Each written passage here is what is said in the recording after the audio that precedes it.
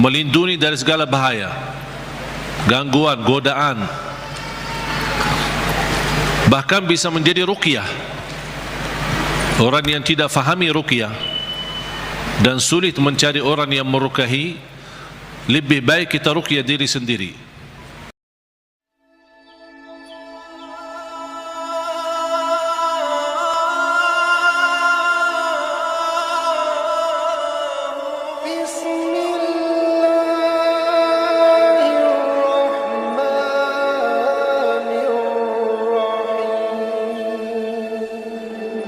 Bismillahirrahmanirrahim.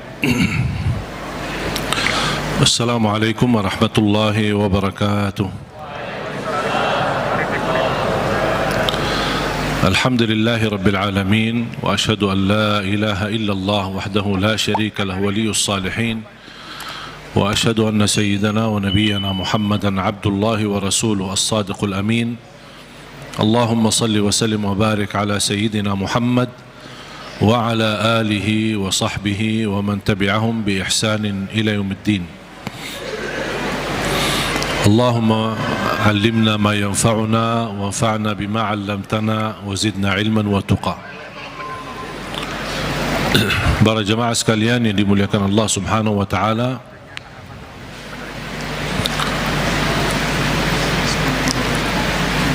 begitu luar biasa kemuliaan Al-Quran untuk kita. Kita terpilih menjadi umat Nabi Muhammad sallallahu alaihi wasallam, menjadi ummatul Quran. Quran yang abadi, Quran yang suci, dijamin tidak ada celah di dalamnya, tidak ada kesalahan, tidak ada kebatilan. Bahkan dalam lindungan Allah Subhanahu wa taala, dari bentuk makna, arti, isinya, tulisannya, halam-halamannya, dan semua dilindungi oleh Allah Subhanahu wa taala. Sebagaimana janji Allah, inna nahnu nazzalna dzikra wa inna lahu lahafizun. Kami telah menurunkan Al-Quran dan kamilah yang menjaganya. Termasuk terjaga ahlul Quran. Bukan hanya Al-Quran sendiri yang terjaga, tetapi ahlul Quran pun dijaga oleh Allah Subhanahu wa taala. Bahkan salah satu lindungan Allah Subhanahu wa taala kepada kita melalui Al-Quran, akan dilindungi oleh Allah ahlul Quran dari siksa neraka Jahannam.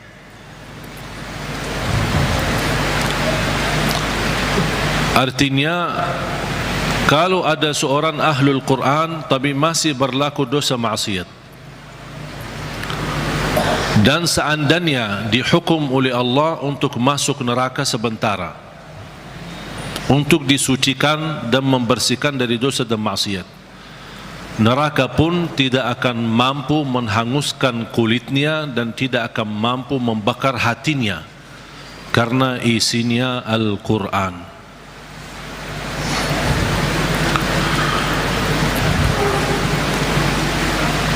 Banyak kelebihan Al-Quran untuk kita.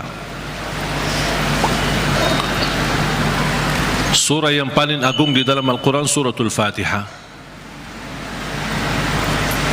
Ayat yang paling agung di dalam Al-Quran ayat Al-Kursi.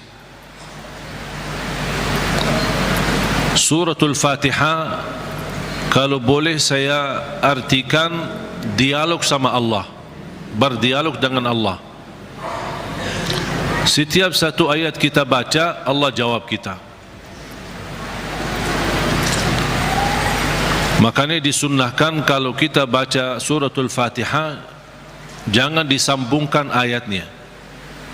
Setiap ayat berhenti. Sebagaimana dijelaskan oleh Siti Aisyah radhiyallahu anha, karena Rasulullah SAW idza qara'a al-Fatihah kana yufassiruha tafsira. Ketika Rasulullah SAW membaca suratul Fatihah, seperti dia mentafsirkan suratul Fatihah, saking pelan-pelan dan bertahap-tahap membaca ayat-ayatnya suratul Fatihah, menunjukkan beradab sama Allah Subhanahu wa taala, kehormatan, karena dia sedang berdialog dengan Allah melalui bacaan suratul Fatihah. Sebagaimana Rasulullah SAW bersabda di hadis yang diriwayatkan Imam Tirmizi, hadis itu hadis qudsi, qasamtu salata baini wa baina abdi nisfain. Aku telah membagikan salat antaraku dan hambaku, kata Allah, menjadi dua bagian. Dan yang dimaksud kata as-salat di hadis ini adalah suratul Fatihah. Ternyata suratul Fatihah memiliki banyak nama. Disebutkan nama di antara lain Al-Fatihah, Ummul Kitab, Ummul Quran, As-Salah, Asy-Syafiyah, Ar-Raqiyah, Al-Waqiyah, menyembuh segala penyakit, melindungi dari segala bahaya, gangguan, godaan, bahkan bisa menjadi ruqyah. Orang yang tidak fahami ruqyah dan sulit mencari orang yang meruqyahi, lebih baik kita ruqyah diri sendiri. Sering orang bertanya, saya tidak faham ayat-ayat ruqyah, cukup dengan suratul Fatihah. Suratul Fatihah sudah mewakili semua ayat-ayat untuk meruqyah diri sendiri, menjadi rutin dibaca. Boleh jadi wirid, setiap hari kita baca Al-Fatihah 10 kali, 20 kali, 100 kali, semampu kita. Jadi wirid, keberkahannya luar biasa. Boleh menjadi doa dalam air minum kita. Setiap mau minum air dalam botol atau gelas, kita baca Al-Fatihah, tiup di dalam air, kemudian minum. Itu menjadi obat. Biasakan anak-anak kita minum air yang sudah dibacakan dalamnya suratul Fatihah. Jangan menunggu kiai, ustaz, habib datang untuk membacakan Al-Fatihah dalam air. Kita sendiri belajar. Baca 3 kali boleh, 1 kali boleh, 7 kali boleh. Habis itu tiup dalam air, boleh 3 kali. Kemudian silahkan minum. Kasih kepada anak-anak kita.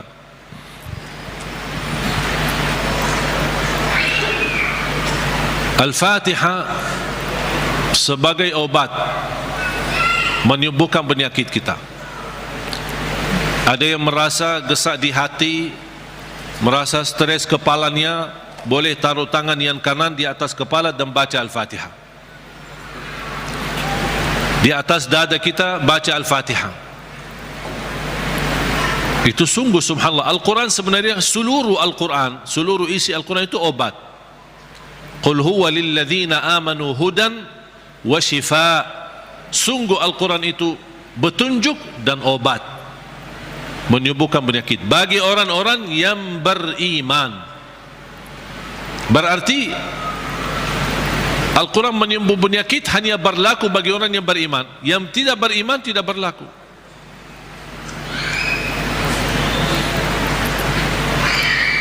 Dan banyak hadis yang menunjukkan Al-Fatihah itu sebagai ruqyah.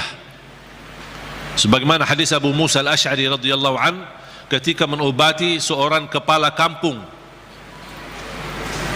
yang sambat sakit, kemudian dibacakan Al-Fatihah, kemudian faka'annama nashita min iqal, sampai dia sembuh seperti tidak pernah sakit sebelumnya.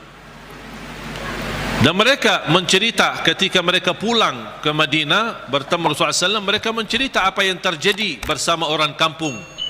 Di antaranya kepala kampung yang sedang sakit, dibacakan Al-Fatihah, dia sembuh. Rasulullah SAW bersabda, wa ma yudrika annaha ruqyah. Dari mana wahai Abu Musa kamu tahu itu ruqyah? Itu menunjukkan Rasul setuju dengan perilaku Abu Musa Al-Ash'ari.